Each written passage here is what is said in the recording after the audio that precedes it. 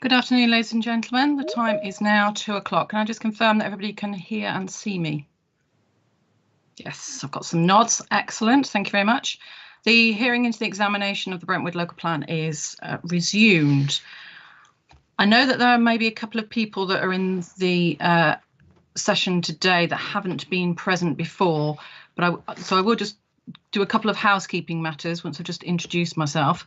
My name is Yvonne Wright, and myself and my colleague Mr. Mike Warden have both been jointly appointed to examine this plan. Everybody's aware of who Annette is, so in terms of programme officer, so please, any difficulties, any technical issues, please, and there's Annette there, please, you can contact Annette directly. And I know that we have had some connection issues this morning. If in any doubt, then please use the phone number that's included and please come in by phone. Or if you are buffering a little bit on the video, turn your video off. And quite often that can mean that your audio is actually improved. So if you do start to have issues, that can resolve. So just a couple of housekeeping matters. Just a reminder about mobile phones, please. If you can ensure that they are switched off. I'm just going to check mine just to make sure. Well, switched off or on silent, please, just so that it helps it so it doesn't disrupt us too much. And also, if you can please ensure that you use the raise hand function, or if you can't find that or haven't got that, if you can just wave and somebody will alert me to your presence and that you wish to be involved in a particular discussion. That'd be very useful, please. Now, in terms of timings this afternoon, we'll see how it goes. If we need to have a break, then obviously we will do so at an appropriate time. Are there any I'm not proposing to say anything more in terms of introductions. Is there anything that anybody has to query on what I've said now? No. Okay, lovely. Thank you. Right. Well, the session this afternoon is looking at employment needs and the requirement that's set out in the plan. So again, we won't be dealing with supply and specific site allocations this afternoon. This is very much about needs. And what the plan is proposing in terms of the amount of job growth and employment land that's required to meet that job growth, etc. So first of all, before we start, can I ask everybody, I just want to make sure I've got everybody in the session that should be here. So can I ask everybody to introduce themselves, please, starting with the council. Good afternoon, ma'am. Paul Shadarivian, Queen's Counsel, acting for Brentwood. Thank you very much. Good afternoon, Inspector Phil Drain, Director of Planning and Economy at Brentwood Council. Thank you. Good afternoon, Inspector Jonathan Quilter, Strategic Planning Manager at Brentwood Borough Council. Thank you. Good afternoon, Inspectors. It's Tom Huang, Brentwood Borough Council. Thank you. Kieran Jones from Litchfields, authors of the Economic Future Study. Future Study. Okay, thank you. Sorry, that was Mr. Gunn Jones. Gunn Jones. Thank you. And I think the final one for the council is myself, Richard Pestel, Director of Planning at Stantec. And I think that's all of us. Thank you, Mr. Pestel. Thank you very much. If I can then go down the list of who I think should be present here. I've got, is there a representative from Childerditch Properties, please? Good afternoon, ma'am. My name's Andy Butcher. I'm from Stratton Park. I'm representing Childerditch Properties. Thank you very much. Representative for EA, please. Is that Mr. Ireland? Good afternoon. Yes, it is. And Mr. Banner is here as well. Thank you. Thank you. Properties, please. Good afternoon. Yes, it's Catherine Williams from Savills and also Dave Wasberg from Savills. Thank you. Representatives for St Moden and S&J Padfield, please. Good afternoon, ma'am. Sam Hollingworth, Stratton Park, on behalf of St Modwin Developments Limited and S&J Padfield and Partners. particular interest in the Brentwood Enterprise Park, joined by Ellie Evans and Luke Thurley of Volterra Partners LLP, who may be able to provide or will be able to provide inputs on economic forecasts if required. I also have my colleague James Firth here, who's au fait with site-specific matters in particular, but mindful of your opening statement, Mum, I don't anticipate he will be required this afternoon. Thank you, I appreciate that. Thank you very much. And my final participant is Countryside Properties. Yes, good afternoon, Mum. Laura Dudley-Smith here from Stratton Parker, representing Countryside Properties. Thank you very much. Right. There's nobody else here. Well, actually, if somebody else is here and they want to listen to employment, then they're more than welcome, to be fair. So, right. What I would like to do, first of all, in this session is to focus on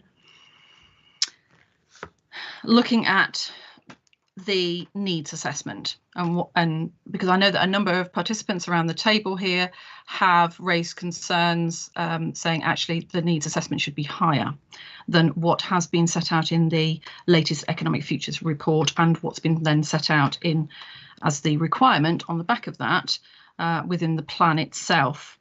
Now, our question 39 focuses on the what the needs are as set out within the evidence. But our question 39 asks whether the scenarios and assumptions used to assess employment needs are robust and whether they are justified.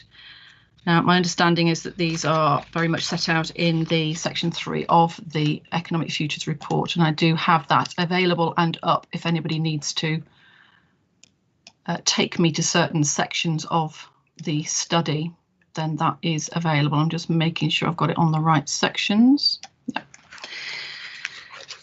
Now, and within the Economic Futures report, 4 scenarios were set out and were assessed as part of that, including assumptions such as including a safety margin, etc. I'm not necessarily going to go through the different assumptions in detail, but it's all set out in the evidence. The council has chosen to use scenario A in then determining how much employment land is required to deliver the jobs and the economic growth that's required within the plan. Now, some participants around the table have, as I've just intimated, have stated that the employment land needs are actually higher than what's been assessed by the council, and you quote several factors as to why you consider those needs are higher. I think such as past demand rates, market signals, need for higher housing figures, etc. That was partially discussed this morning, and other factors about the actual assumptions that are used. There's some unrealistic assumptions, or that's the intimation from some of the hearing statements that we've read and some of the Regulation 19 comments that have been made. Before I bring the participants around the table into the discussion, I think it would be useful for the council to just summarise why you consider that your assessment is robust in terms of your overall approach to identifying needs in terms of employment. So can I just ask the council to not necessarily go through the entire Economic Futures report, etc., but just summarise why you consider your approach is robust. Madam, I'm going to pass over to Mr. Gunn-Jones, responsible for the report. Thank you.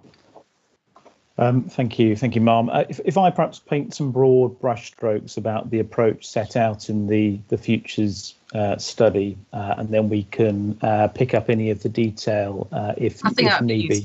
Yes, please. So essentially, the Futures study outlines a series of scenarios for future economic needs in Brentwood.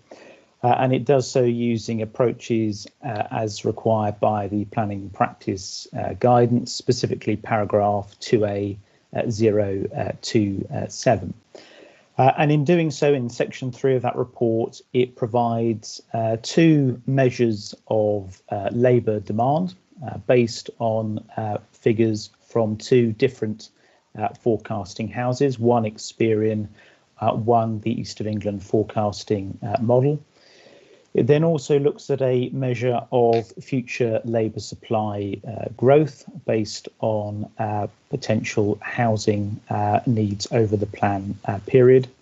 And it also looks at a measure of past development rates. So essentially analysing the council's monitoring information to determine what the pattern of development in the area has been in recent years. And that generates a range of, very broadly, about 8 to 20 hectares. And the council has opted to take the upper end of that range as their starting position. And what they have then done since then is to update those requirements to reflect more up-to-date information around losses and sites that will be change of use through the course of the plan. And I'm probably veering into your question 40 here, Ma'am, so I won't say much more about that at this stage. I did want to pick up on, I think, the sub-question within 39A, which relates to the alignment with housing needs. So for clarification, the Futures study tested 380 dwellings per annum over a 20-year period, so 2013 to 33, giving a total housing figure at that time of 7,600 dwellings. Now, clearly, the chronology has moved on since the report was produced. So the plan is, well, as you'll well know and participants will well know, is now 456 dwellings per annum over 17 years. The upshot of all of that is a figure of 7,752 dwellings over a shorter plan period than was considered in the original Futures study. So the difference in overall terms between the scenario C set out in the study and the council's proposed planning basis going forward is actually just about 152 dwellings when all is said and done. So effectively a sort of 2% difference. So I think we're sort of content that in terms of that alignment with housing, in overall terms, that has been considered through the original study, albeit accepting the figures were very slightly different and have changed since. But I think what I would say in any event is scenario C, which was the labour supply based approach, wasn't actually at the upper end of the range of requirements. It was somewhere roughly in the middle. And given that the council has opted to run with scenario A, effectively they are looking at a requirement that would sit over and above what that labour supply based on housing delivery would suggest. Now, perhaps for completeness, Ma'am, I'm just going to pick up 39B because I think it probably is helpful to do that at this stage.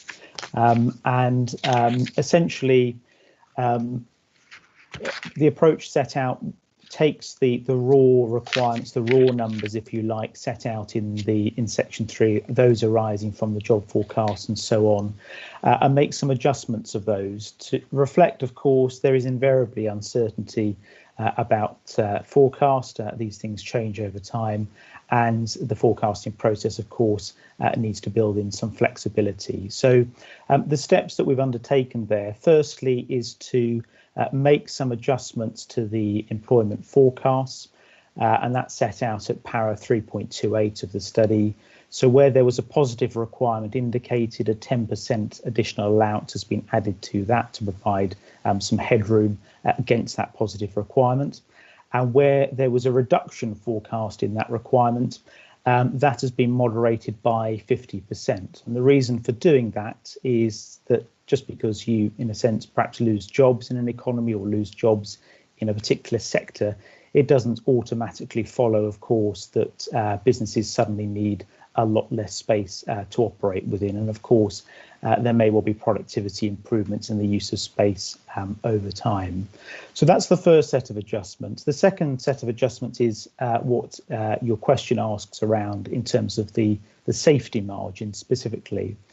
So to arrive at the gross requirement in terms of floor space and land, a safety margin has been added. And the reason for doing that is essentially to provide for some of the uncertainty around the forecasting process, but also, I think, to build in a degree of extra flexibility in the potential supply position. So effectively, what you're doing here is, if you've got a 17-year plan, you're basically providing a few extra years on top of that to recognise that it takes time for sites to come forward and so on and so forth. And the detail of that is set out at para 3.31 to 3.32.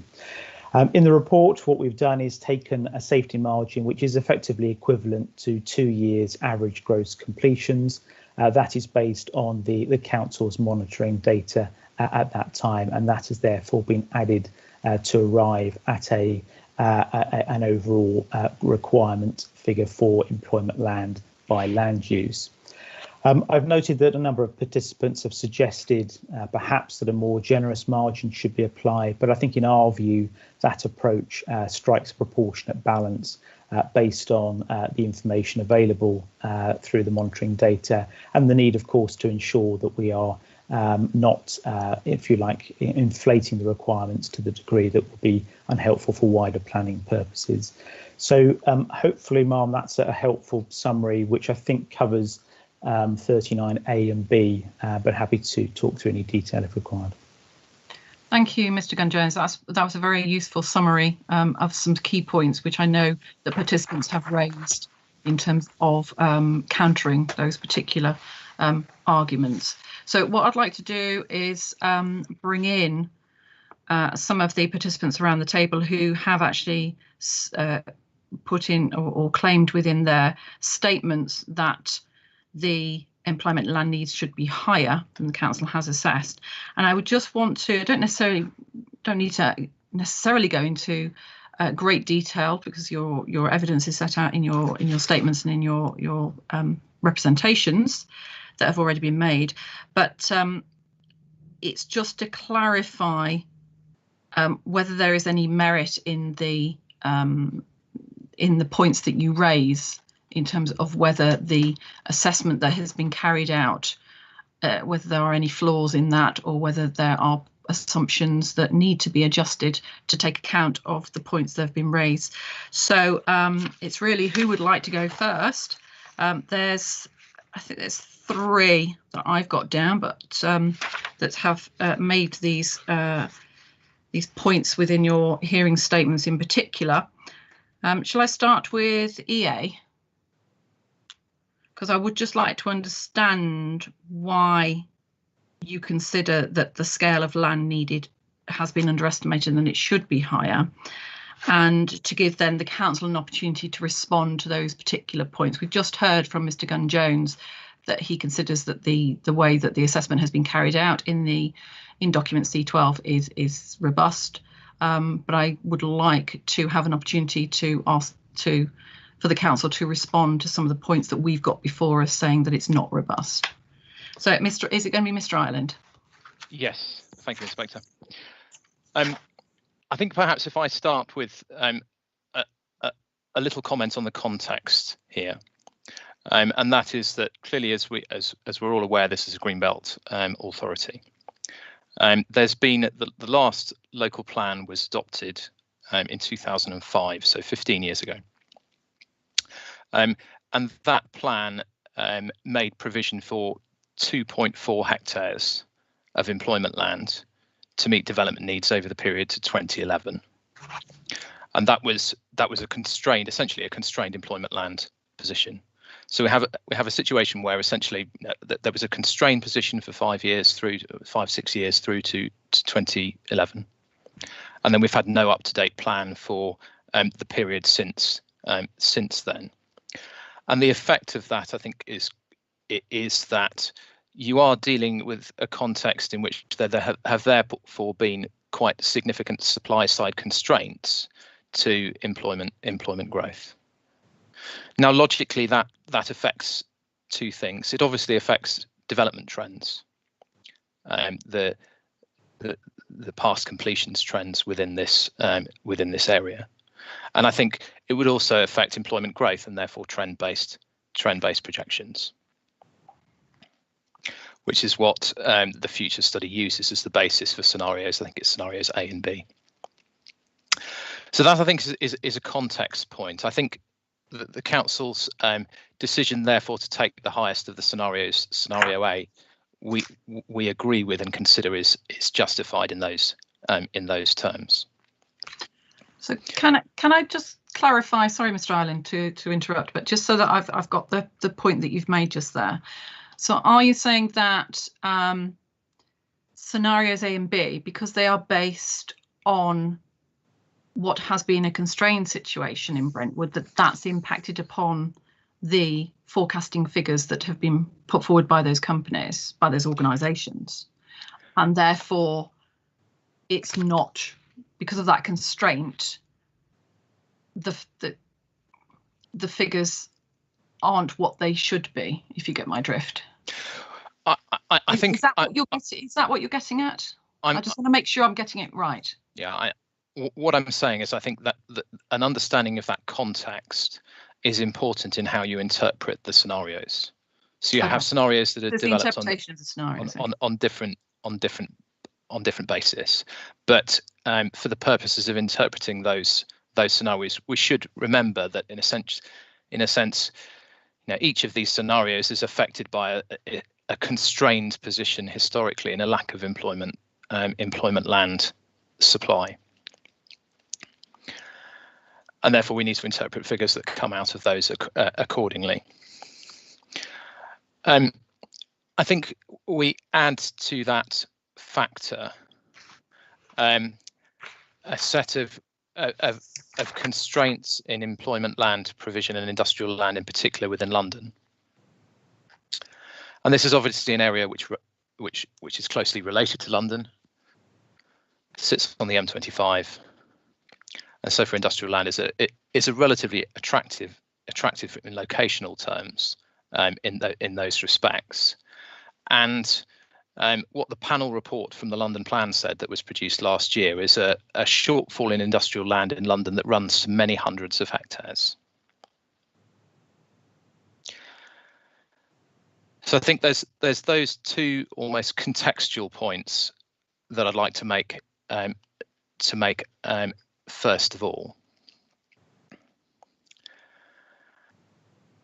I think if we then come to two more specific factors related to the adjustments and assumptions within the modelling.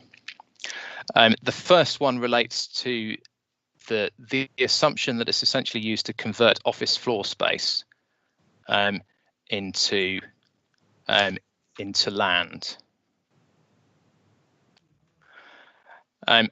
And the council's approach, the approach in the Economic Futures study is to assume that is in essence part of the office floor space that comes forward in relatively high density schemes within town centre type locations.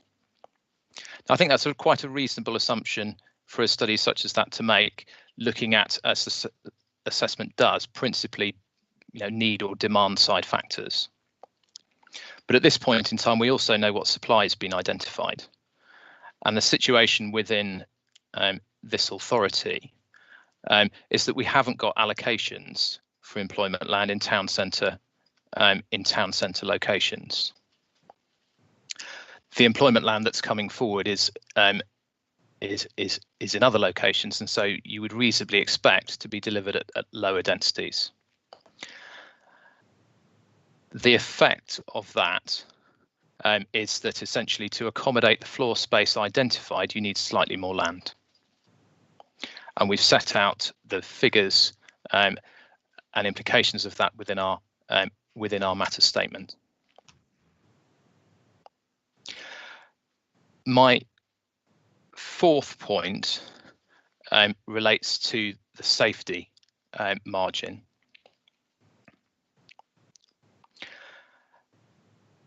Whereas Mr. Gunn-Jones has explained that the study takes a 2-year margin based on past completions trends.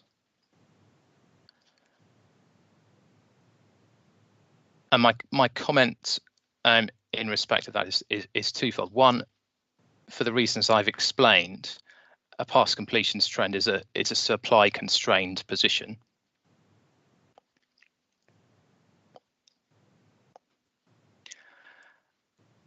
And secondly, I think there's wider evidence that points to a case for a higher margin than that. And our position is we think a 5-year margin should be provided.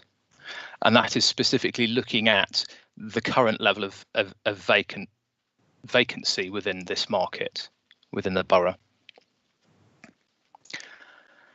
So that in a functioning commercial market, you might typically expect, say, 7-8% vacancy rate to take account, so that there's a supply of space readily available for businesses looking to move locally. When a business's lease expires, or when it grows and it requires additional space for a range of reasons, businesses might want to move. You need a level of vacant space within a market, a functioning market, to accommodate that. Now, against that 7-8% vacancy level, the position in the borough at the moment is of an industrial vacancy rate of 0.5%, so less than 1%, 0.5% industrial vacancy.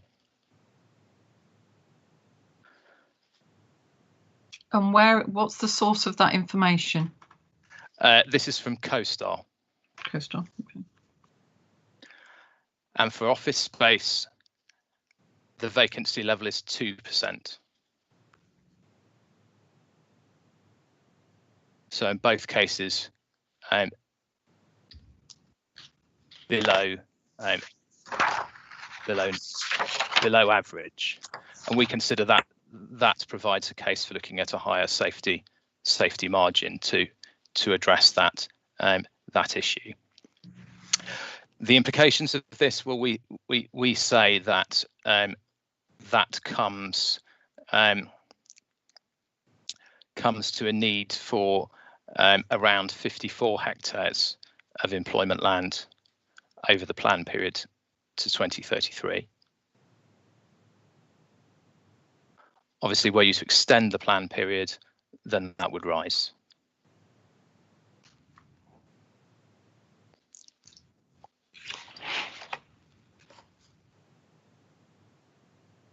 Thank you.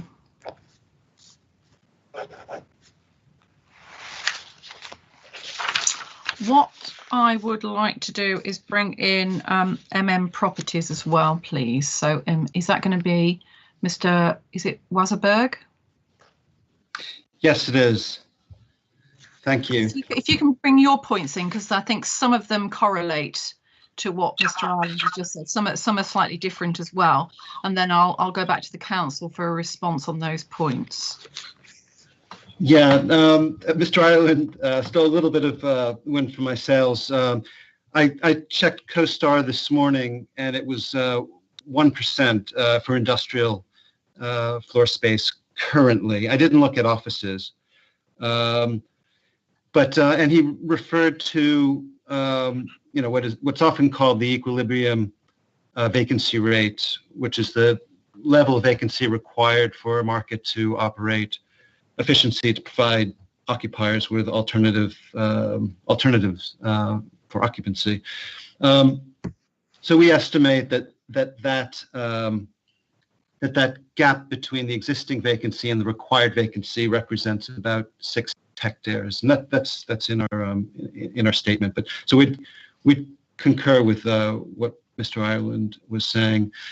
And just another quick point. So the evidence-based document looks at 4 scenarios.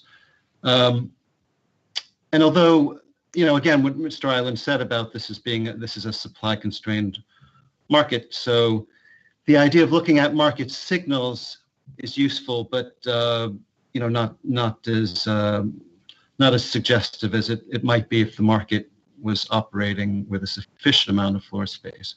But I think that the evidence-base's reliance to a large extent on employment forecasts is problematic.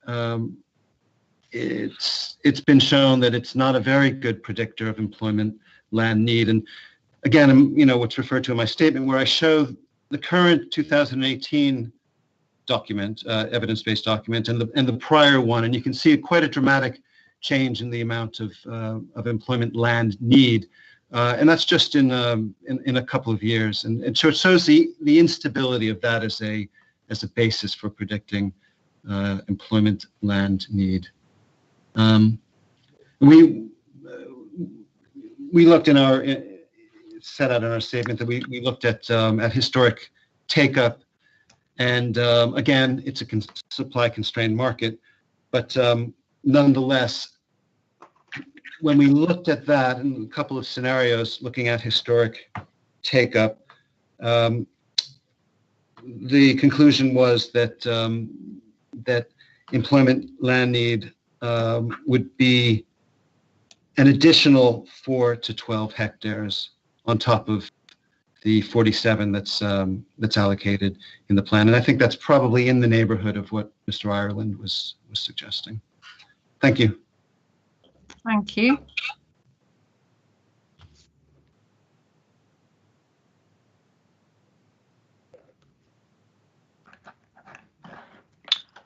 Can I come to the council for a response on some of the points? Is it going to be to Mr. Gunn-Jones? Because some of those points are quite detailed in relation to looking at specific parts of the assessment. Yes, ma'am. Yes, Mark. If I start with some sort of responses, and then it may be that colleagues from the council team may wish to add to those. But if I can perhaps just start with Mr. Ireland's comments, if I may. He mentioned a number of contextual factors here. Firstly, around the historic constraint position that may or may not have existed in Brentwood, and looking at the statement, I'm looking at para 2.1 of that statement and the points listed there. Point A is this point around historic constraint and the provision made in the previous local plan in terms of employment land. I'm not a particular fan of making retrospective judgments around previous local plans and what they chose to do or not do. All I would say is that plan brought forward the employment land that it clearly considered was appropriate at that time based on the evidence available to it, and that was found sound at that time. So I think it's part of the context, but I don't think that we should infer too much about the level of provision that was made at that time. I'm sure it was entirely appropriate based on that particular plan making process. In relation to the second point Mr. Ireland made, which is point B at para 2.1, around London's, if you like, unmet or future unmet industrial land needs, there is a parallel, I suppose, here to the discussion held this morning and indeed earlier sessions around Brentwood's relationship with London. But if I focus on industrial land specifically here, as far as I understand, the council hasn't been specifically asked or approached by the Greater London Authority in respect of the need to provide a specific type or quantum of industrial land within the borough.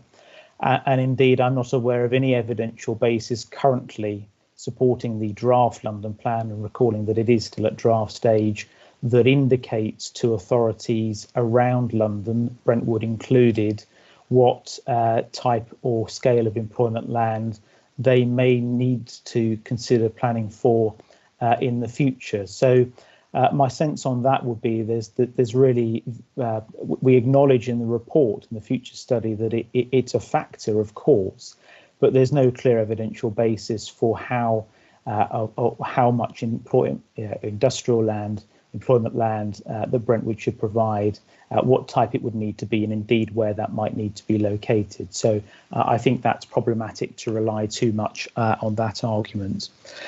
In terms of the more detailed points Mr. Ireland makes, I mean, I think in terms of the conversions of floor space to land, and I know there's one or two comments around this, and particularly the balance between sort of urban and non-urban, if you like. Of course, in any of these studies, an assumption has to be made at some point in time. But I think what I would say is it's less about the labels of non-urban and urban. It's actually about the potential form and nature of future development that could be achieved within the proposed new employment sites, and indeed perhaps redevelopment of existing employment areas. And what we know from, for example, the evidence work prepared in the London area is that in general future employment development will occur on a more intensive basis. And so, for example, Brentwood is proposing some new employment land allocations to provide replacement industrial estates effectively for those that will be reallocated through the course of the plan. And I think it's entirely reasonable to assume that a industrial estate planned in the next 20 years and delivered in the next 20 years may well reasonably use land more efficiently and intensively than an employment site laid out in the 1960s and 70s, for example. So I think the general assumption we have, which is proportionate to Brentwood, but actually in any event is likely to be overtaken by the more productive use of the land made available in the future. And in respect, finally, of Mr. Ryan's point around the safety margin, if I'm reading his statement correctly at para 2.3, he's suggesting that all of those wider contextual factors lead us to a 5-year margin to provide that extra choice and flexibility, as opposed to the 2-year margin that we have indicated in the future study.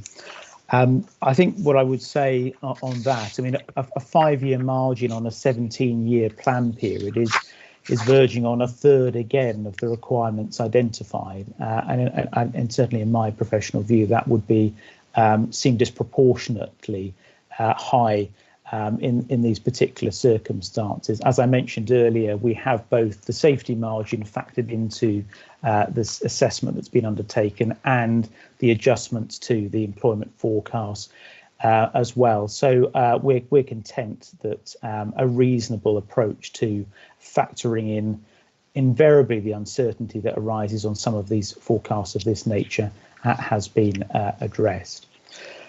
If I can then turn to Mr. Vosberg's questions, I think I'll be that they are similar, but I want to make really just two observations about his submitted statement, or that participant's submitted statement.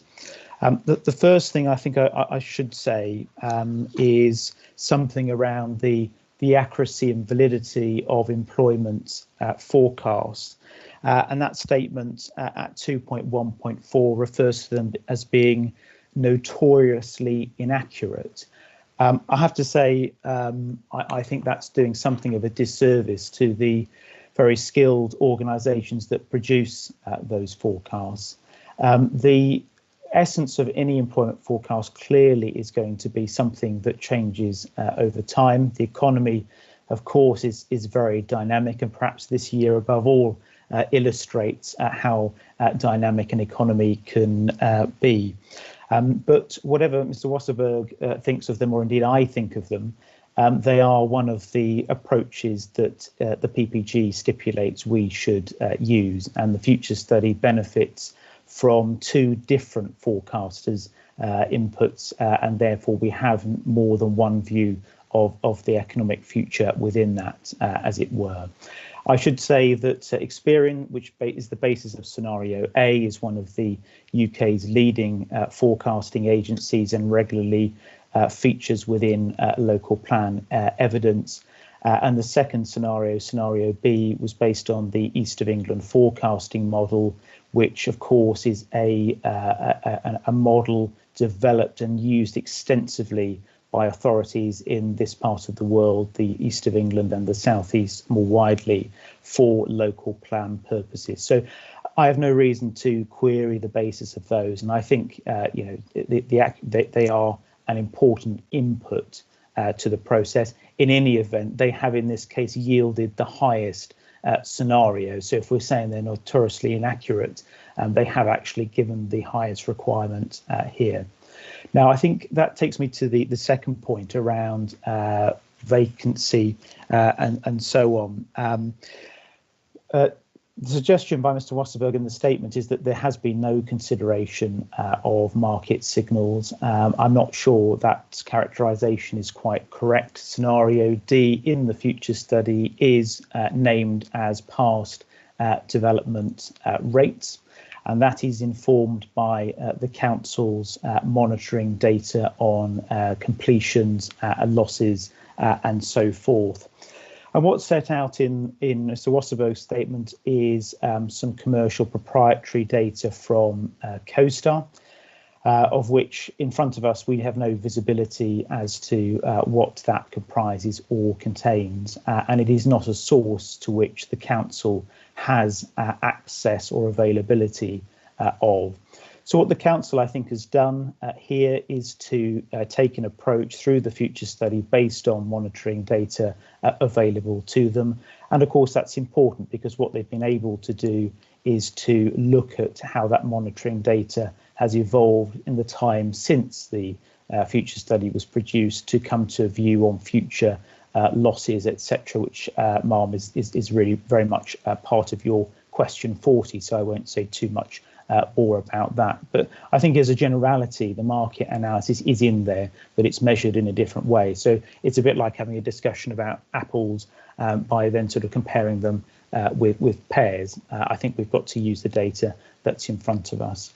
So in overall terms, I'm content that the approach that's set out is a reasonable one and consistent with what other local planning authorities will do. Thank you, Mr. Gunn-Jones. Any further comments on that particular point? Mr. Ireland, please. Thank you. Yes, I've got just two quick points in response to what's just been said. The first one related to the context for the replacement local plan. I believe you have the replacement local plan within the document library. And the relevant paragraphs within that are paragraphs 4.4 and 4.5 on page 41.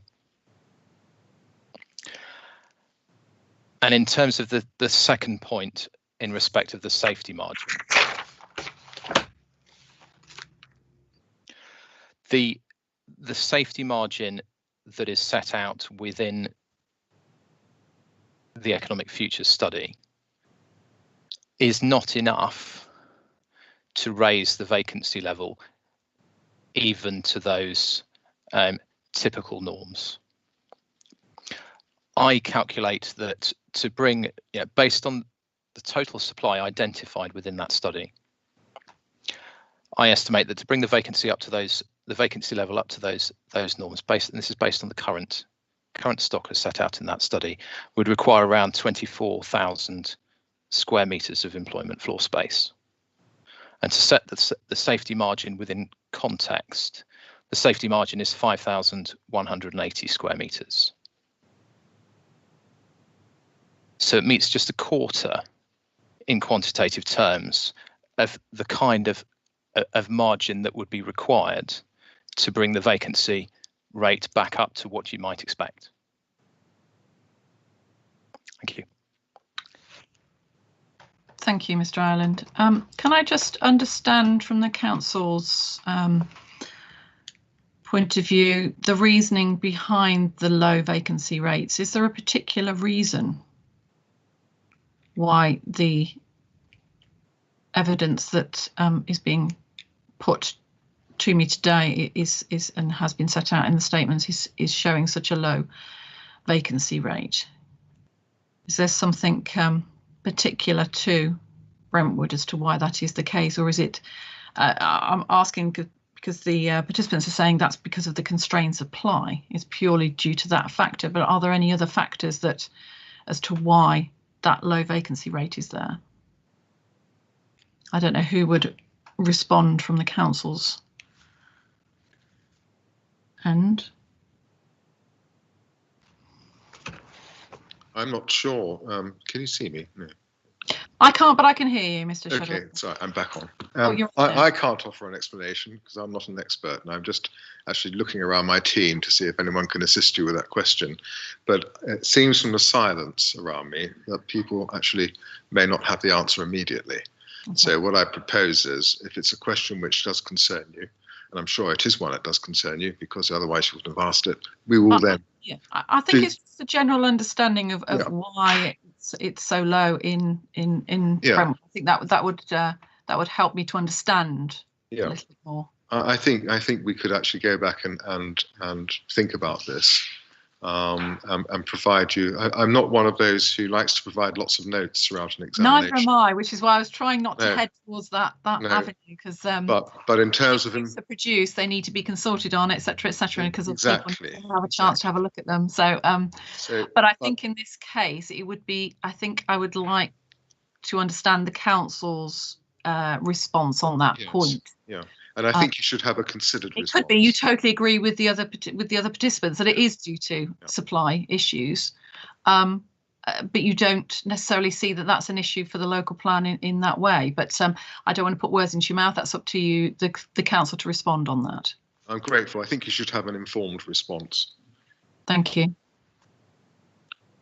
Thank you. I will just say, whilst I remember, otherwise I may forget, I know there are a couple of notes that are being produced by the council. We have asked the council to come forward. Annette has produced a list of actions that are outstanding, etc. And I think by the end of this week, we will make sure that we have an understanding of the timescales as to when this information can be made available, etc. So we will keep you in the know on that. So that's very helpful. Thank you. I think still keeping on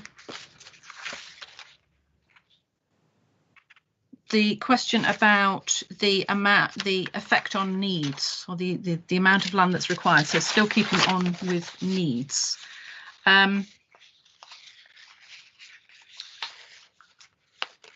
Have factors, and this was raised this morning as part of the housing issue in relation to, and it was raised earlier in the week as well, in terms of spatial strategy, etc. New infrastructure coming in to the borough. We've had talk about the Crossrail, Elizabeth Line, also about the Lower Thames Crossing, etc. Have the implications of that for employment needs of that new infrastructure coming in, have those been considered as part of this the evidence in relation to this plan from an employment perspective, not from a housing perspective, obviously?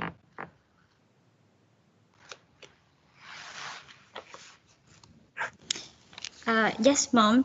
As explained in our hearing statement, we have considered the impact of wider economic regions and would like to capture that opportunities, which is one of the reasons why the council decided to go for the higher forecast range. And this has been informed by also in the economic futures in a paragraph, I think,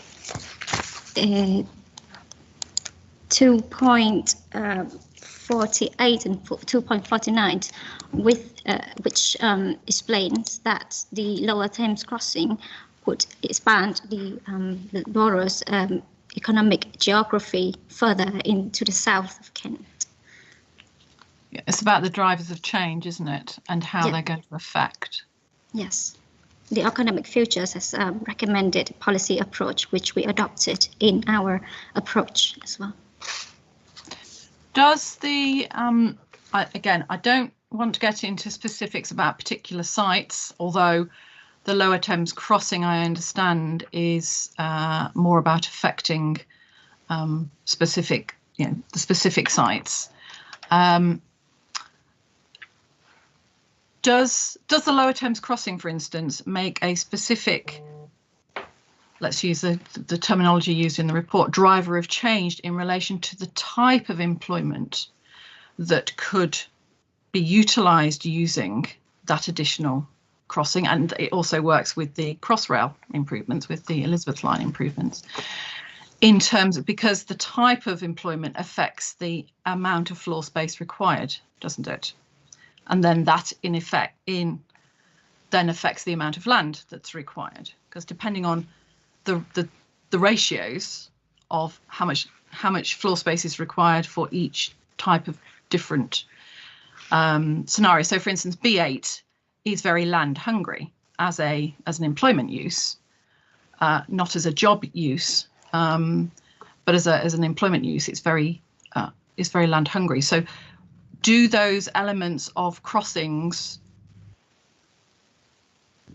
does that change the typology of the employment that could be utilised on specific sites? I suppose I am starting to get into specific sites here, which I'm trying not to, because we have a whole host of sessions on different sites coming up.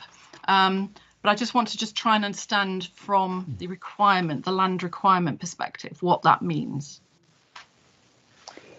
Mom, if it helps, and perhaps if I could offer an initial view on this, and very much not wishing to veer into site or location specific matters, but as a generality, if we have to refer to sites, that's fine. But I'm just trying to stay away from that. But if we have to, we do, because we know which sites it's going to affect. So I'll attempt to follow your lead here. I mean, in a sense, in terms of the broad question around whether various drivers of change, including the Elizabeth Line or the Lower Thames crossing, were considered as part of the evidence. Yes, they were, and as my colleague just indicated, there's references in section 2 of the report to that.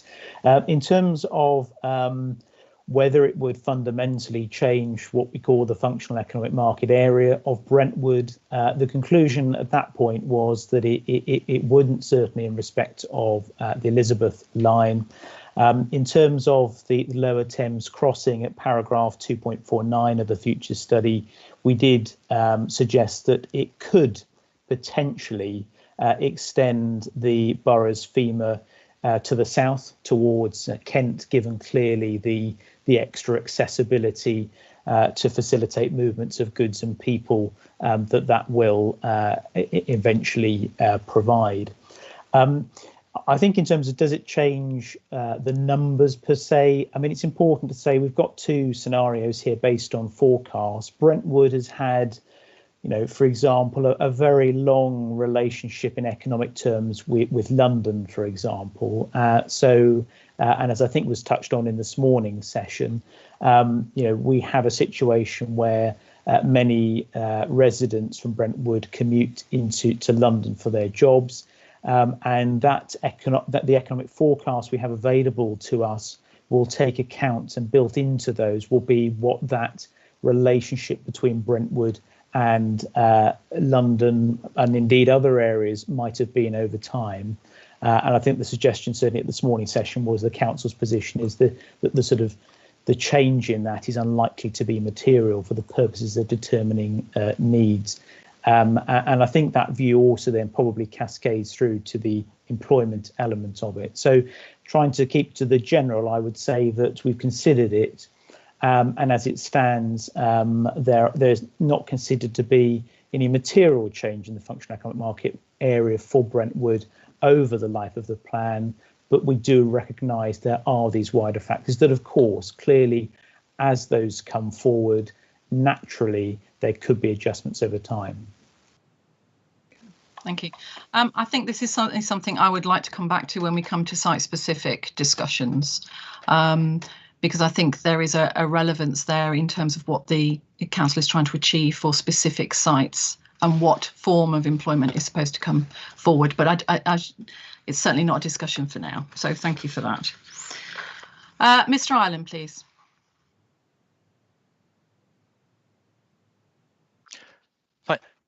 Thank you. I think just returning to your question, it seemed to me that your question had two elements. The first was around the impact of the Lower Thames crossing, and the second one in respect of Crossrail. And I'd just like to touch briefly on both, if I can. I think in terms of the Lower Thames crossing, clearly that significantly improves accessibility from here towards the channel ports. The Dartford crossing is known to be a bottleneck at the moment, and it provides a new direct link across to the A2 down towards the channel ports and the Channel Tunnel. Now, where we're located is on a major part of the transport network, significant numbers of lorries. It is therefore locations around the M25 are therefore attractive locations for warehousing, because you have you're both on the main strategic road network, and you're sitting on the edge of London, which is a major, which is where goods are being delivered to in a main part, one of the largest urban areas the largest urban area in the country. And so that will play, I would suspect, into a demand for additional warehousing space. Now, in the context that arises from that, we do then need to look at the quantum of warehousing space which is predicted in the scenarios in the evidence. And those, I think, are set out gross land requirements in table 310 on page 29 of the study.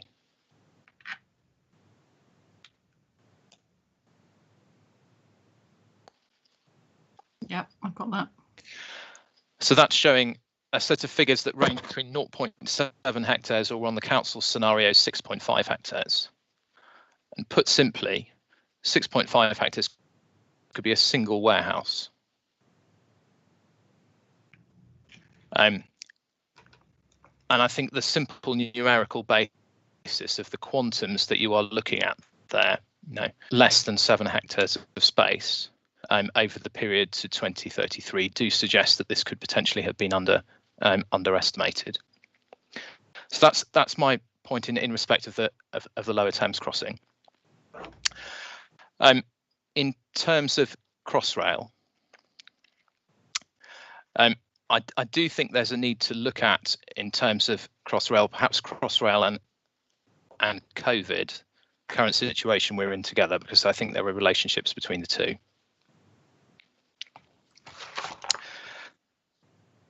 So what the Litchfield study sets out is that Crossrail, and this is paragraph 2.48, could increase the number of people commuting into central London from this area. But it also sets out, and if you look at the consultation discussions in the appendices at the back of the report, that there was some prospect that Crossrail would also result in additional employment demand within this area. That seemed to come out of a number of the consultations which were undertaken. And I think that does need to be understood in terms of the housing market dynamics as well. And as I tried to touch on briefly this morning, family homes are simply not being delivered in London. One of the particular results of COVID has been households seeking to move out of London to access family homes with gardens in locations from which they can commute back into London. Now that, we say, will play into demand within this area. In terms of and that's housing demand, we think it also could play into employment demand, because there is the potential for growth in satellite offices at locations within the borough, close to where people live, where they might work part of the time, or for companies locating to an environment where they can attract workers living in family homes, which is just not a market that's being provided within London at the moment. So we think that those Crossrail and COVID together influence that dynamic. Now, I would just refer you to one other part of the documents that have been included within the evidence base, and that is the strategic growth location study. And there's an appendix to that study. I'll just try and find the reference.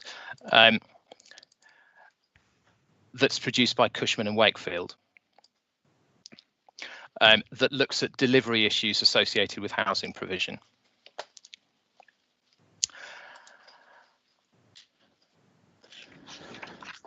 And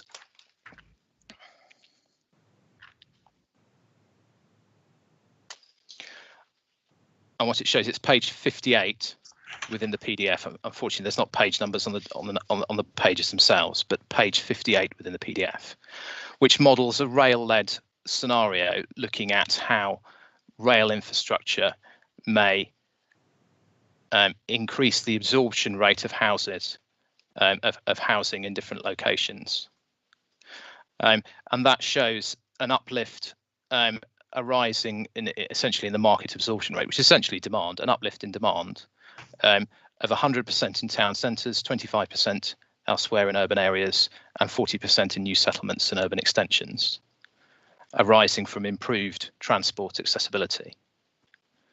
So it does seem to me that an important part of the evidence is showing an impact there. Thank you. Thank you very much for that. Obviously, we're not looking at that document until next week because we haven't got the time at the moment. But that's certainly by highlighting certain aspects, and we'll certainly be looking at that next week.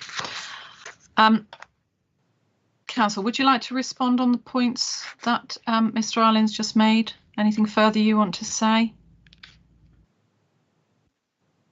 I'm looking at Mr. Gunn-Jones and Tom. I don't think there's anything we need to respond to. No, unless... nothing further from my perspective. Thank you. I didn't anticipate any further response, but I thought I'd give you the opportunity. Just before we move on to the next question in relation to question 40, can you just confirm whether, because it's been referenced before about additional evidence coming forward and being produced for the JSP, has anything come forward? Because obviously we've got the strategic growth location study that's been brought to our attention. Has anything else been brought forward? Because I think reference is made within some of the evidence to additional economic development needs being proposed and being brought forward for looking at it from a sub-regional perspective as part of the JSP. Is that in preparation? Has it been proposed? Is it something that's been looked at, or is this plan very much based on the economic futures and other economic development evidence that's just before us now? So far as I'm aware, there's nothing being produced at the moment that's actually impacted on the preparation of this plan. I'm just looking around to those instructing me to confirm that's true. Sorry? Yeah.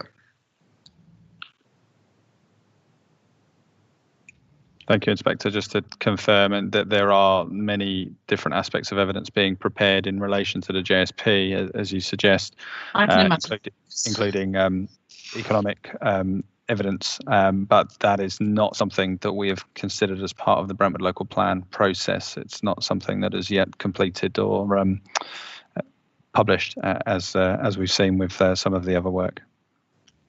Okay, thank you. Can we move on now to have a look at question 40, which is specifically looking at policy PCO2 in relation to the housing requirement. I'm still on this morning. The employment land requirement that is set out within that policy. Now, nobody is advocating a lower figure. That's my understanding from the participants around the table, and the council has made it quite clear as to why the council is going for that particular figure. And obviously we will take away the evidence and the comments that we've heard today as to whether we consider that figure should be even higher or not, as the case may be. Now, part of the reason, so I'm not necessarily going to go into any further discussion on question 40A. I will obviously come on to the other elements about the employment land loss. But before I move on to that, has anybody got any particular queries on A of that question? I'm not anticipating that there is, because everybody's advocating a higher figure, not a lower figure.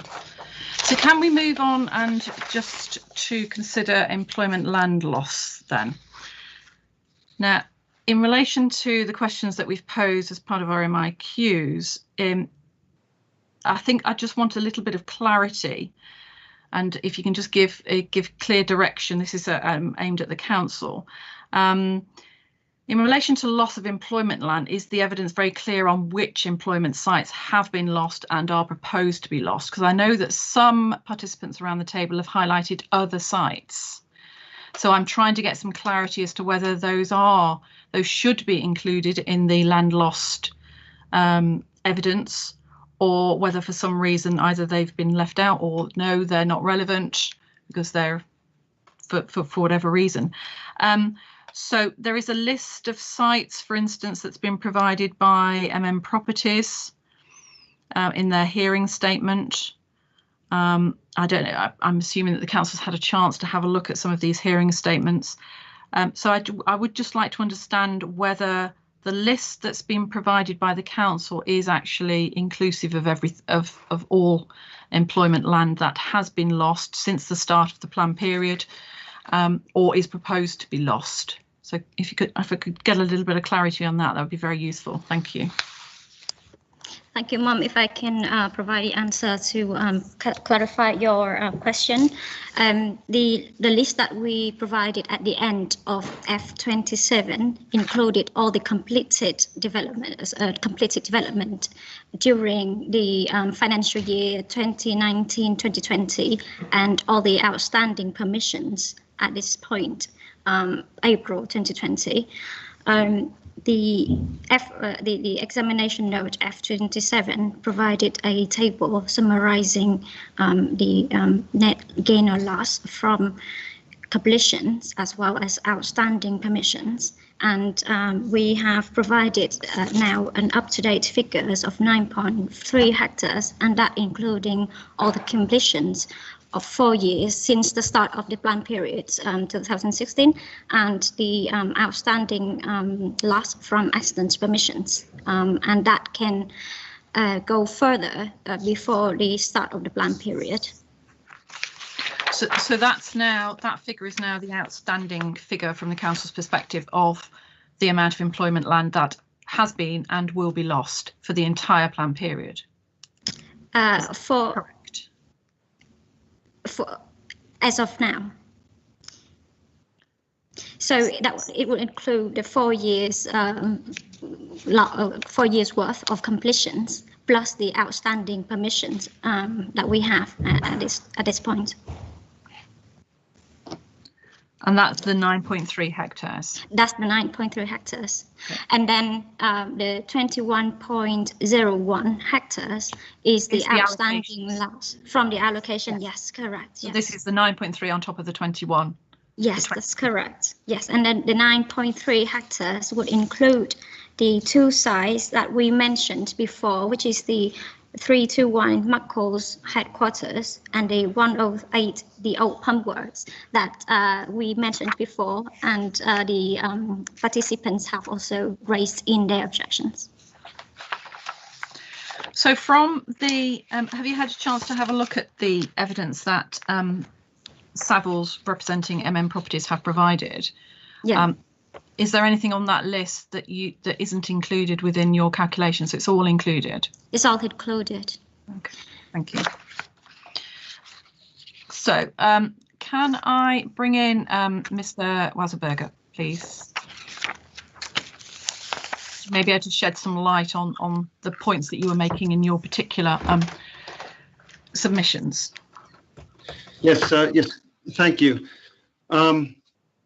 First off, I mean, I think we welcome the council's acknowledgement that there has been, or they anticipate more loss than they had previously acknowledged. So their latest hearing statement, as the council has stated, the anticipated loss has gone up to 9.3 hectares. First, before I address that, I just wanted to suggest that we take a look at the table that we produced in our hearing statement. That's on page 6, and that's table 3.1.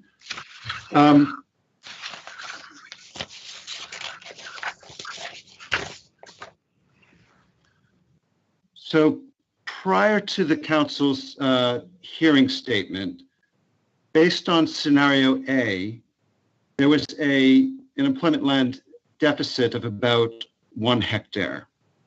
And that's taking into account, well, the loss of those 2 sites, the old pump works, McCall's headquarters, but basically using the council's evidence.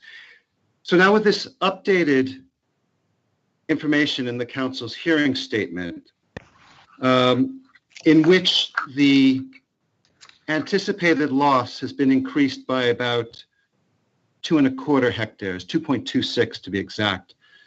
So in looking at row 7 of table 3.1, those figures should now be reduced further by 2.26 hectares.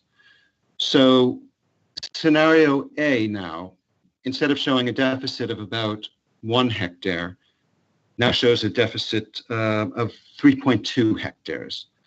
So just to repeat or emphasize, the council's preferred scenario, that's scenario A, based on the council's evidence base, shows a deficit now of 3.2 hectares. Now, just moving on, I appreciate that the council has looked at the information that we've provided, that's table 3.2.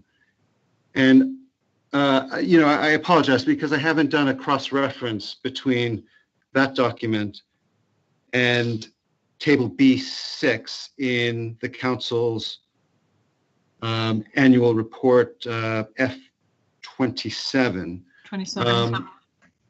I'm sorry? No, that's fine. F27. Yep. And I would like to, I will, and I apologize for not having prepared that. I would say, though, having looked at B6, I think there's an issue about transparency, and I assume that the council would be able to provide that linkage between the evidence in table B6 and the floor space of anticipated or recognized loss, and also anticipated and recognized employment land loss. I can't make that link between that document and the council's conclusions about that 9.3 hectares and the approximately, I think it's about 56,000 square meters of floor space. So it would be really useful for the council to be able to provide that linkage, to show a little bit some transparency in order to help me to understand how that link is made. I have a feeling, but that's a feeling, that 9.3 figure may be an underestimate, but I stand ready to be convinced otherwise. And I think that's the main point that I want to make in this regard. Thank you, Mr. Wasserberg. If I can come back to the council then to just clarify what ratios were used to convert the floor space in relation to F27, because that's the point that Mr. Wasserberg has made. What specific ratios have been used to convert those to land area? Clarify that. Is it actually set out in F27? The assumption isn't set out in F27. However, it's set out in the economic. I thought I missed reading it. So it's set out. Sorry, it's set out in the economic futures in terms of. You used the same ones in there. Yes, correct. That's right. The table at the end, I think B.6, where we list all the outstanding completions and outstanding permissions. If there's anything, that table doesn't include the completions from previous year, 2016, 17, 17, 18. 17, and 2018 and 19. So those 3 years of completions was not included in that table. So if the participants would like, we're happy to provide. However, the tables that we have here at B.1 to B.4 sets out the final figures of net completions and outstanding, and we use that figures and then applying the plot ratio from Litchfield with the assumption that 50% would come forwards in the urban locations and 50% would come in the less dense areas. And then with the mixed use, B1, B2, B8 locations, we apply a split assumption of equal uses from those locations, from those use classes. And that's how we arrived at the figures 9.3 hectares.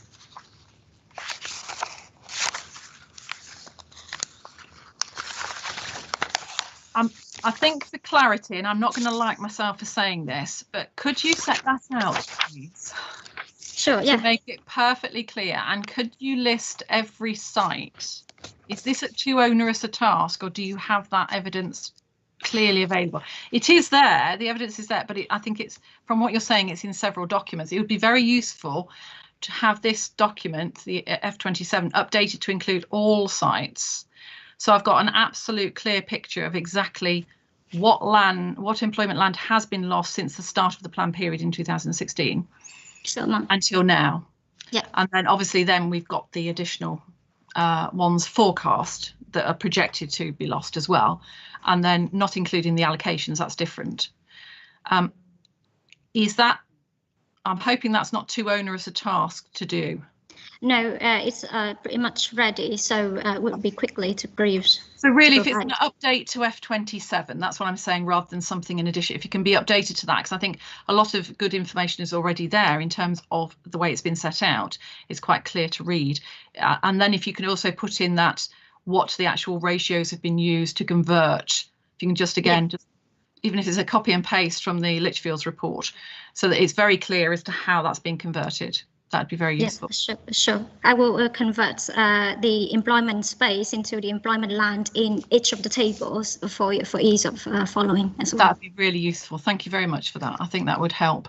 And then again, we will make that available for people to have a look at, but we'll work that out once that's become available. Thank you for that. Now I've got a few hands up here. If I can take, Mr. Wasserberg, was there anything you wanted to say? Your hand's still up.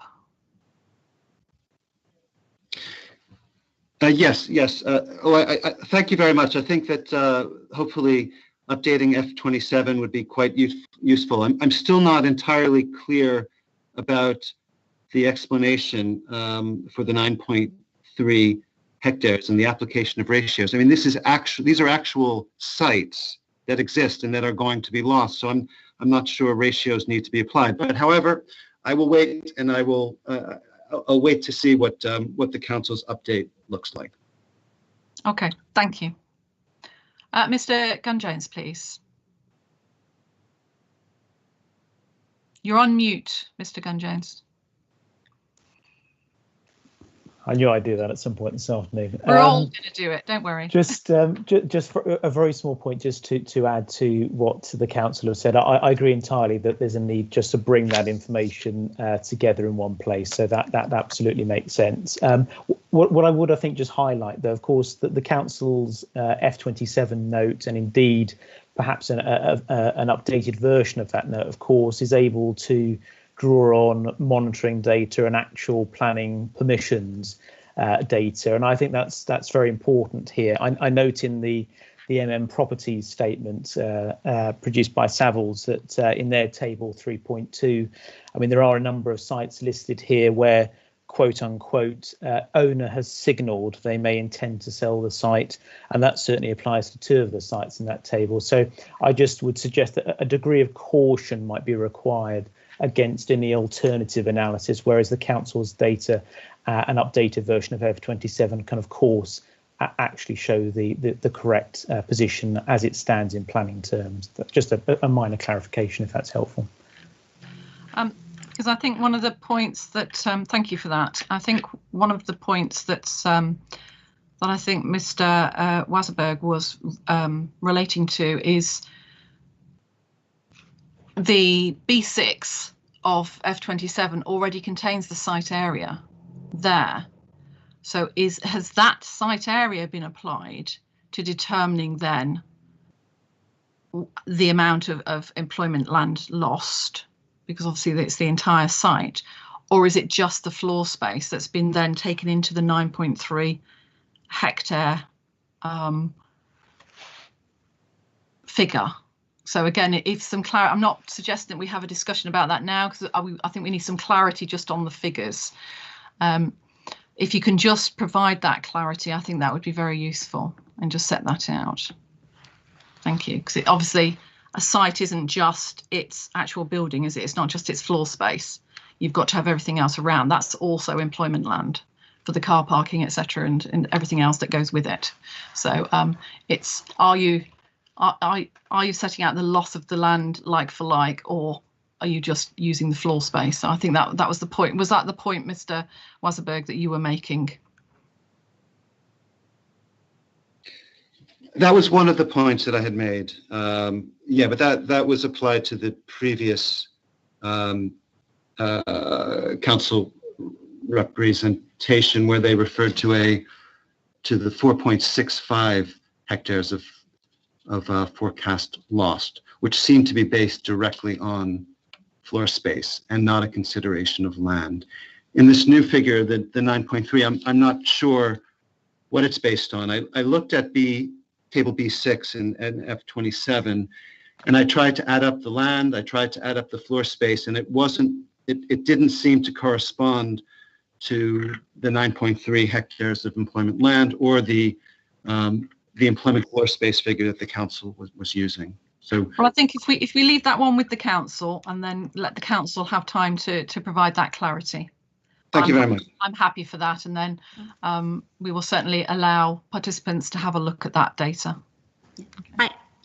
I can confirm that the floor space has been converted to employment floor plan, taking into account of the plot ratio.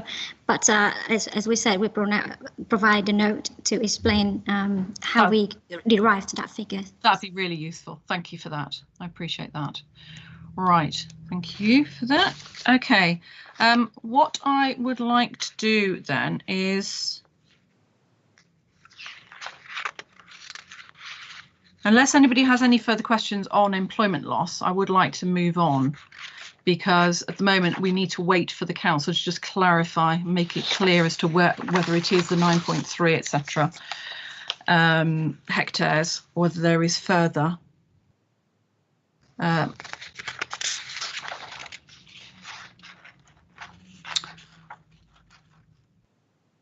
queries in relation to that. Now, I have just remaining a couple of questions.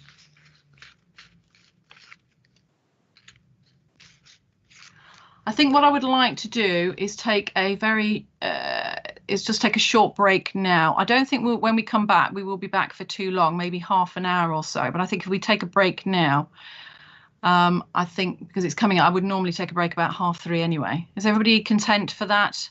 If we take a 15-minute break now and then come back, and then it'll just be half an hour, and then we can finish the session. Okay, so it's almost coming up to 25 past. Everybody can be back here for 22. I would appreciate that. Thank you very much.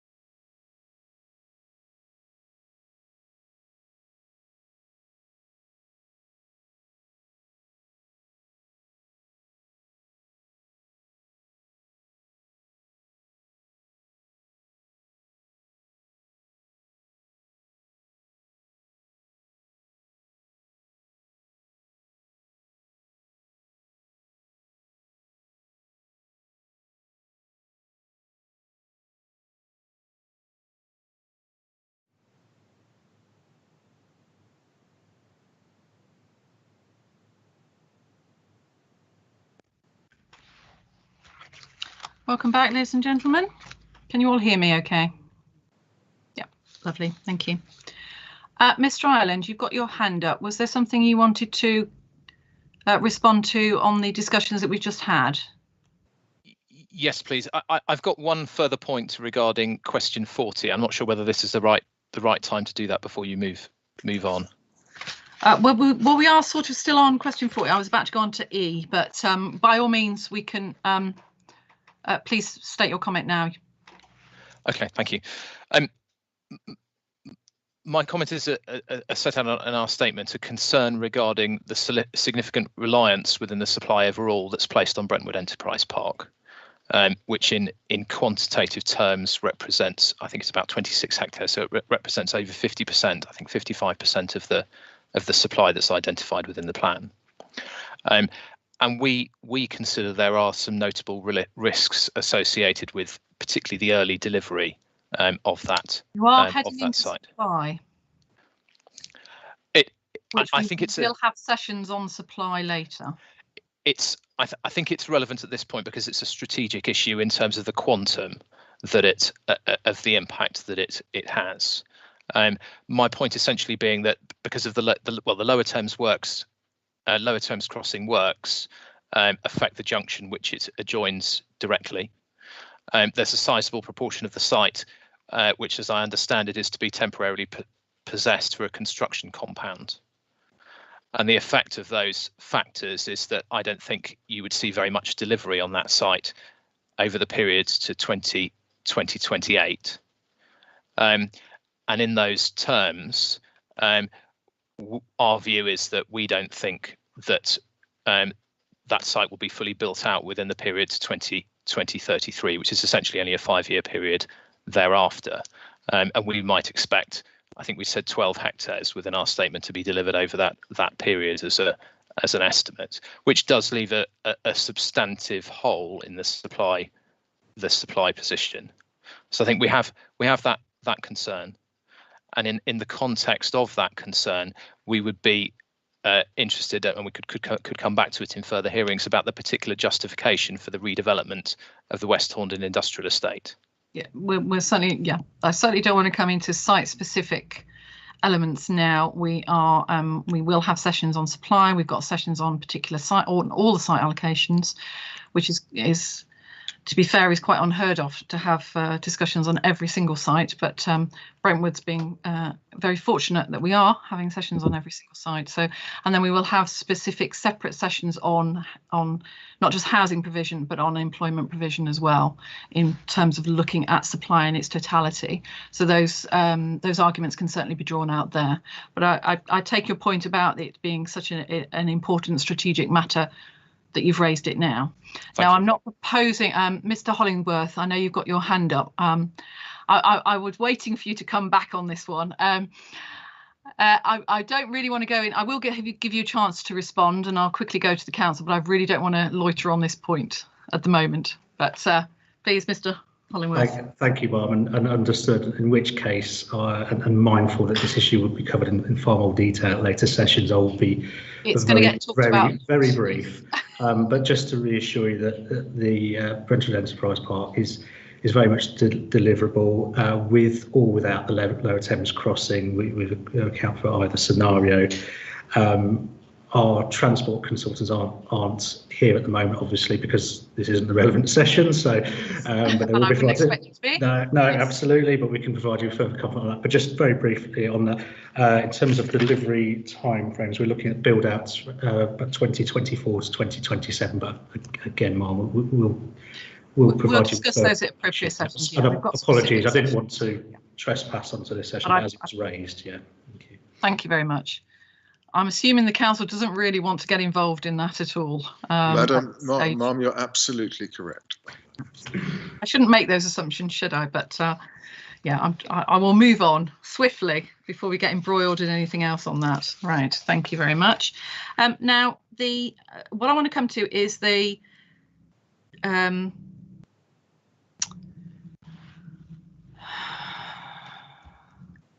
What I want to look at is what the economic futures, there's something in the economic futures report that I just want to highlight. And we're looking at the total amount of land that's required to deliver the jobs that are sort of specified. And the economic futures report does refer to, and I understand the economic futures report is from 2013 up to 2033, so it covers a 20-year period, so a longer period. But it does state in the report that 41.7 hectares of land is estimated to have the capacity to deliver 6,320 jobs. So this amount of land therefore provides enough space for the total of number of jobs that are forecast to come forward in as part of the growth that's set out in the plan, or in all of the growth scenarios that are set out within the within the economic futures report.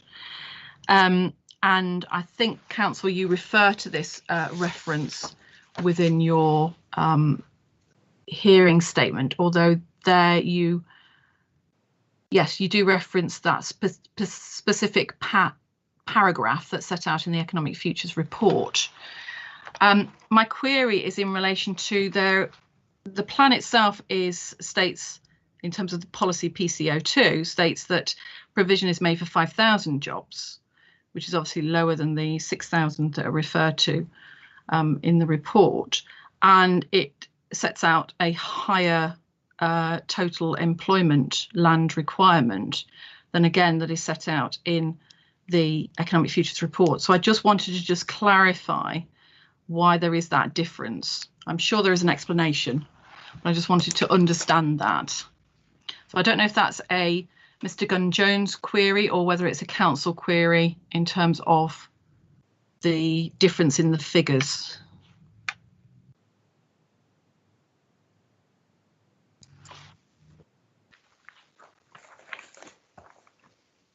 Marv, if I just clarify the basis of the calculations and the... I think that'd be useful. That'd be a good starting point, yes. And I think, Marv, you're referring to table sort of 4.8 and the latter part of section 4 in the futures study. And what that does is look at an indicative job capacity position based on assumptions at that time about the relative degree of floor space of different types on each of those sites and extant permissions and so on at that stage. And I think it's important to say that footnote 20 of that particular page on page 36 in that document sort of describes that it's based on the sort of standard methodology for calculating employment yield from development, so the HCA employment densities and so on.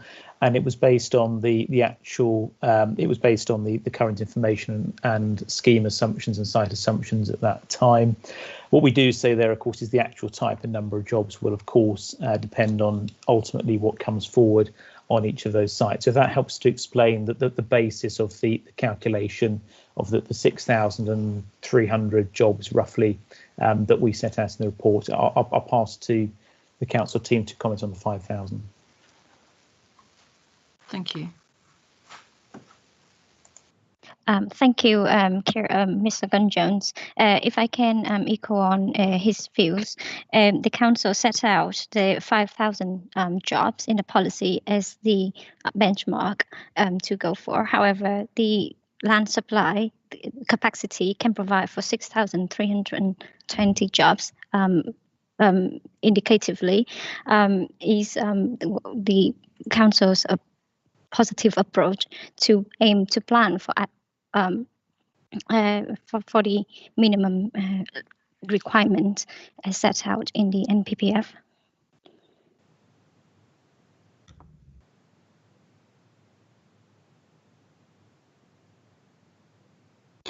So so just to clarify then, based on the evidence, how has because it's a very specific number, 47.39 hectares. Normally, in terms of a requirement, it's a let's just cut it at 47, or we'll make it at 50 hectares, or we'll make it whatever. It's very, very specific as a requirement figure. How did the council come to that requirement figure? It is it's from the site areas of the employment sites that comes forward and was allocated in the plan.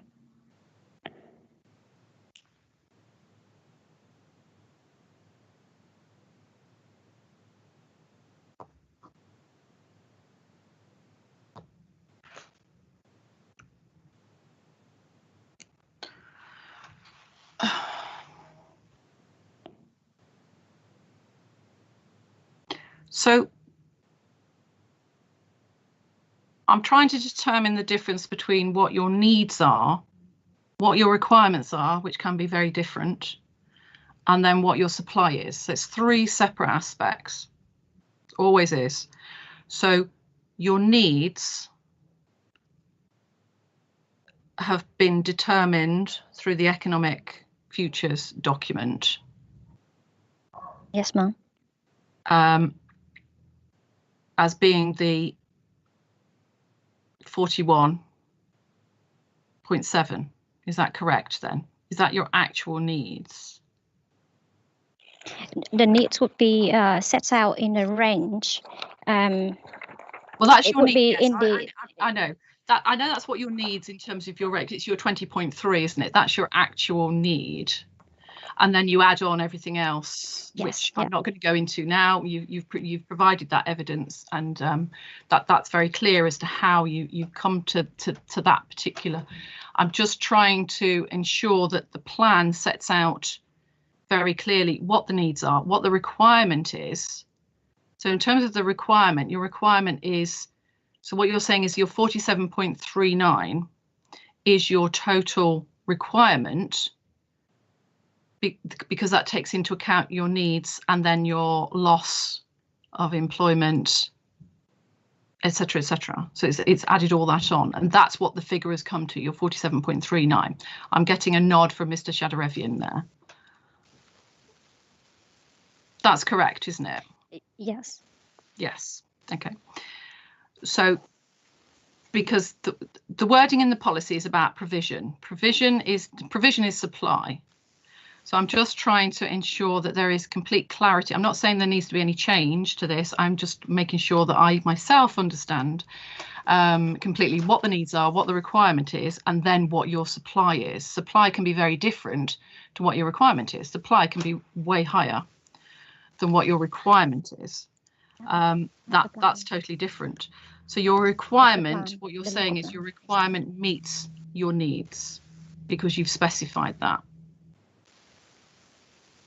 Is that clear? Sorry, did you need to confer?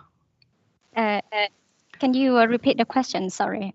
I was just clarifying that your figure of 47.39 hectares in the plan is what you're saying is that meets your needs plus your loss of land. Yes, correct. Yes. So that's your requirement figure. Yeah. But what you're also doing is you're just meeting that requirement figure. So your supply, and we'll have this discussion about supply later on, your supply just happens to actually meet that. It's 47.39 hectares. Am I correct? So the needs has been set out as a range in the figure 7.5, and we provided the update due from the latest monitoring data. And at the time that the plan came forward, we arrived at the figures 47.39 hectares from available and suitable sites that can accommodate the employment land needs, and that's how we derived at the figures in the policy. Okay. Why I'm getting a bit stuck on figures is that tomorrow we'll start to consider Greenbelt, because obviously in order to release land from the Greenbelt, there has to be exceptional circumstances. So I'm trying to understand actually how much land is actually required to meet needs and any loss of employment land as part of the plan period, etc., and whether that equates to the exceptional circumstances to release land. So I'm trying to ensure that I understand. I'm not going to go into Greenbelt discussions today at all. We've got that tomorrow. What I'm trying to understand is, or what I would like the council to make sure they have at the back of their minds, is an understanding that I will be querying the amount of land that is proposed to come out of the Greenbelt for different types of development, because each has to have its own exceptional circumstances. The council, we may be starting to go into certain other sessions territory here, but I will mention it now. Again, just so you understand why I'm highlighting this as an issue, is that if I find that the supply is higher and there isn't an exceptional circumstance, then we as inspectors can't justify the release of additional land if it hasn't got that exceptional circumstance. So I just want the council to just make sure that in future sessions, and I'm sure you will, you may well have already discussed that. I just want to understand about the what is necessary in terms of the amount of land that may come forward. That's why I was just trying to understand and make it very clear to myself as to what this figure is within policy PC02.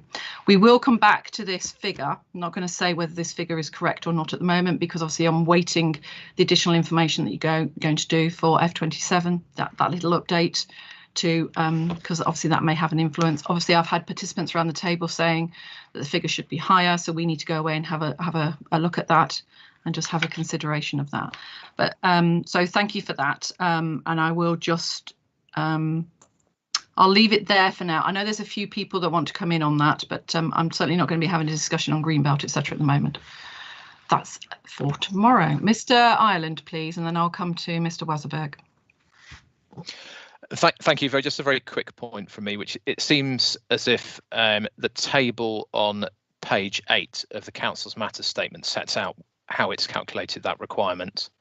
And based on what we've heard at the top end of the range, that's, I think, 50.6 hectares based, as it says in that table, on the latest monitoring data. Yeah.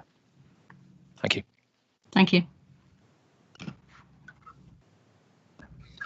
I have nothing further to add. That's the point I was going to make. Okay. Thank you very much, Mr. Wasberg. Thank you.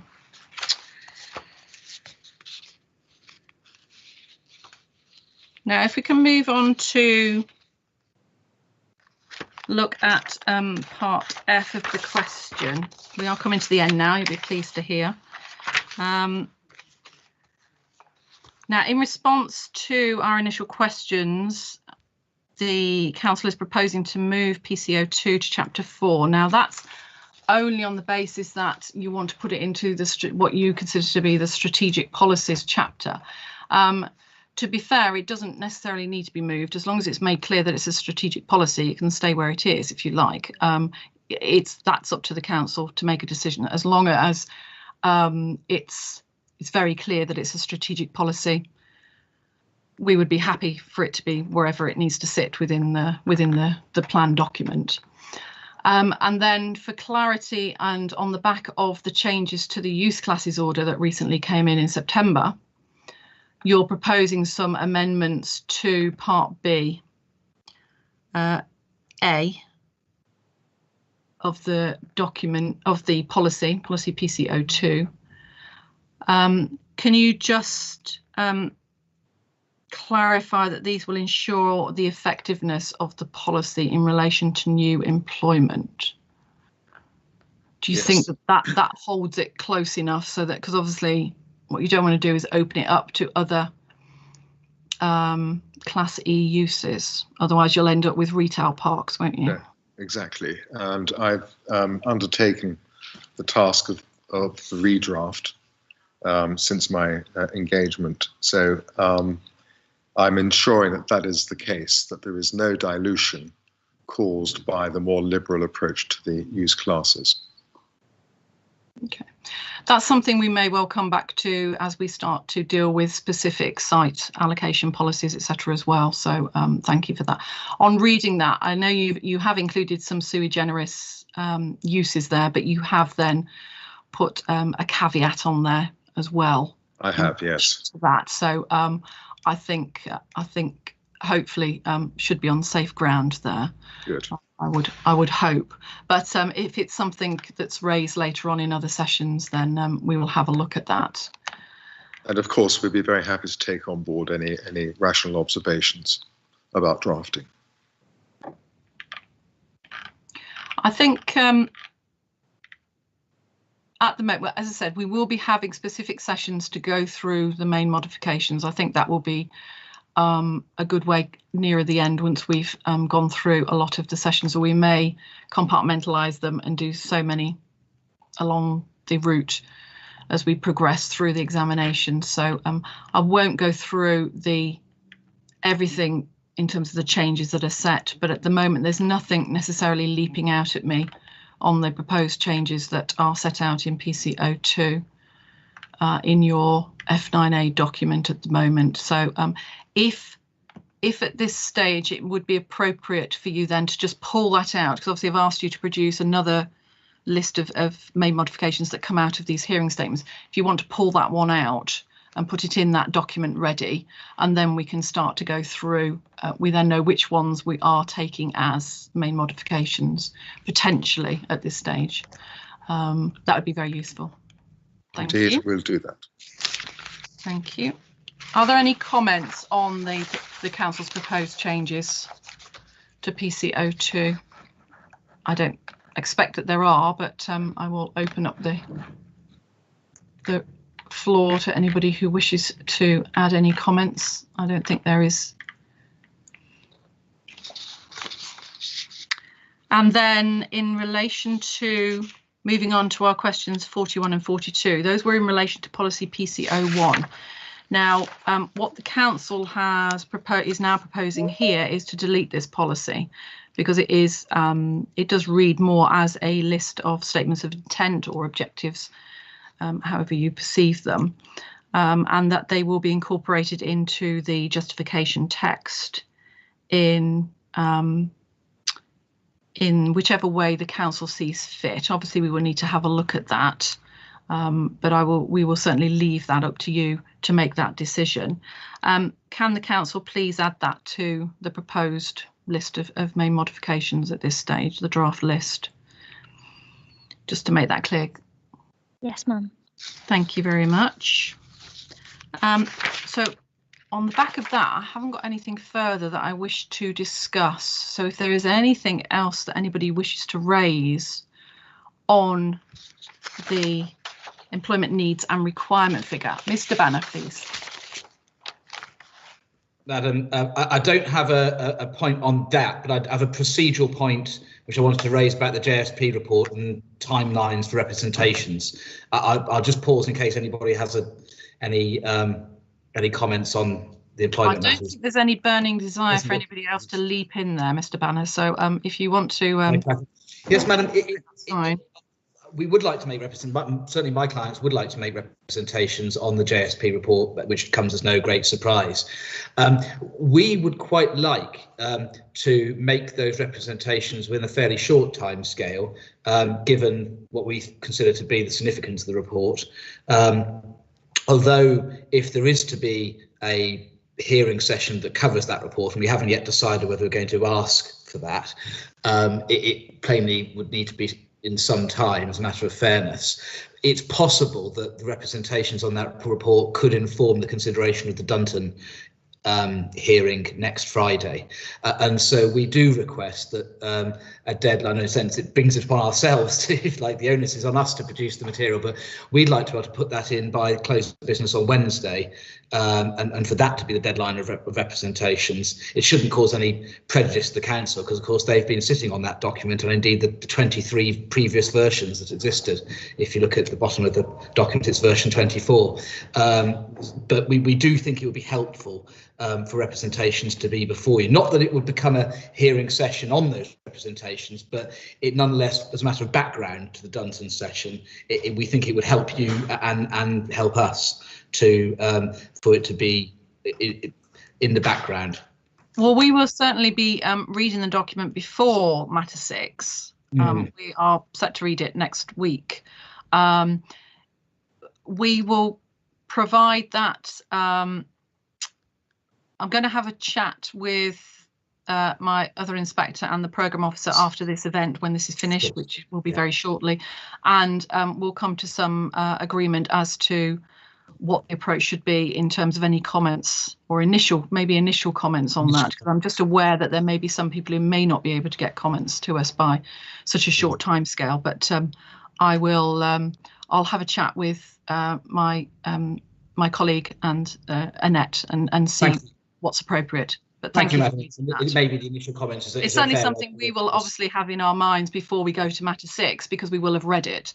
So we want to ensure that everybody else is aware of that before we go to Matter 6 and then to the other matters as well. Thank you. No, we just quite like to get our at least initial thoughts across to you so you can bear those in mind as well by next Friday, if we may. But we'll leave it with you. Thank you very much indeed. Sorry to butt in at the end.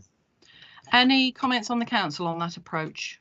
Is the council happy with that? No, we're perfectly happy. Initial comment. Lovely. Right. We'll wait and see what you have to say. We Until will we've read comply. The document, exactly. We won't know what direction we're going in. So, exactly. So you let us know what it is you require of us, and we will comply. Lovely. Thank you very much, Mr. Shadarabian. Right, well, on that note, thank you very much for your contributions today. That's been really, really useful. And I will look forward to seeing you at 9:30 tomorrow, or whoever's coming along for the Greenbelt session. So thank you very much, ladies and gentlemen. Thank you. Thank you. Thank you. Thank you very much.